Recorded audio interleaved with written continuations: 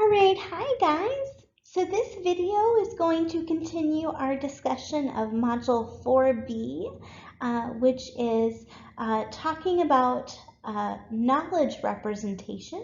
And in this particular video, I am going to talk about levels of categorization. So cognitive psychologists basically distinguish between three different levels of categorization. So at the top, we have the global level of categorization. So this would be the most general category, right? So for example, I've given you two examples there. Your textbook gives you two examples there of the category label furniture and the category label vehicle. Okay, so global is just the highest level of categorization. And then we have what are called the basic levels of categorization. So this would be specific exemplars in each of the categories, right? So exemplars of the category furniture might be things like chair, table, bed. Different vehicles might be car, truck, bicycle, etc. And then at the bottom, we have the most detailed level of categorization, or the specific level, right? So at this level, we have one more sort of hierarchy listed there, right? So instead of just chair, we distinguish between kitchen chairs and dining room chairs. Instead of just table, we talk about kitchen and dining room tables. Instead of bed, we distinguish between single and double beds. For cars, we distinguish between two different brands, so Ford, Chevy. For trucks, we distinguish between pickups and vans. And for bicycles, we distinguish between road bicycles and trail bicycles. Okay, so these are the three different levels of categorization that we're going to be talking about. Okay, so let's go back to another one of the tasks that you guys did for your lab this week. Okay, so when you guys saw these three pictures, what names did you assign to these objects? So when Rosch, Mervis, and colleagues conducted a similar experiment, they found that people tended to pick a basic level name, right? So for example, they said for the first picture, guitar, okay, which is a basic level, rather than saying musical instrument, which would be a global categorization, or a specific categorization, which might be electric guitar. Similarly, for the second picture, most people said fish, which would be a basic level categorization instead of animal, right, which would be global, or I don't know what kind of fish this is, trout, which would be specific.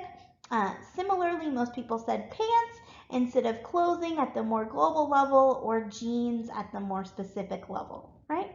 So what we're going to talk about mostly in this particular video is the superiority of the basic level category, or the fact that people tend to prefer the basic level of categorization rather than the global level or the specific level. Okay. So one particular theory as to why basic level categories are preferred over specific or global is the amount of features that they offer. So in this particular experiment, Rosch, Mervis, and colleagues, they had people list the number of common features for different types of categories. So for example, they were asked to list common features among exemplars of the category furniture, which is global, common features of the basic level category table, and also of kitchen tables. And what they found is that there were most common features For tables, which is the basic level category, people were only able to come up with about, on average, 3 common features when given the category furniture, and they only came up with about 10 common features for the specific level category.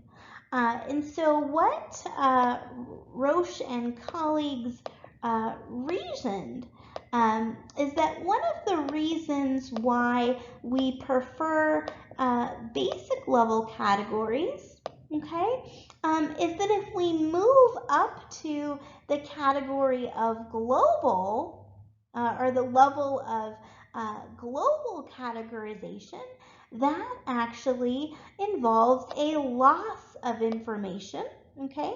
And if we move to the specific level, we are only increasing our features by about an average of 1 feature, right?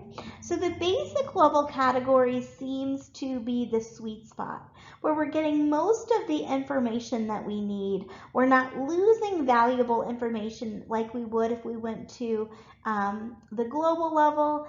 And okay, so we're missing out on a couple of different features, but they're not really that important. Another result that seems to support the notion that basic level categories or the basic level of categorization is better in terms of our cognitive architecture than the other levels of categorization was another experiment conducted by Rosch, Simpson, and Miller. And so what they did in this particular experiment is they showed participants a category label, such as car or vehicle, right? So car is the basic level and vehicle is the global level of categorization, right? So you either got one of those 2 types of labels, and then after a short delay, they were presented, these participants were presented with a picture.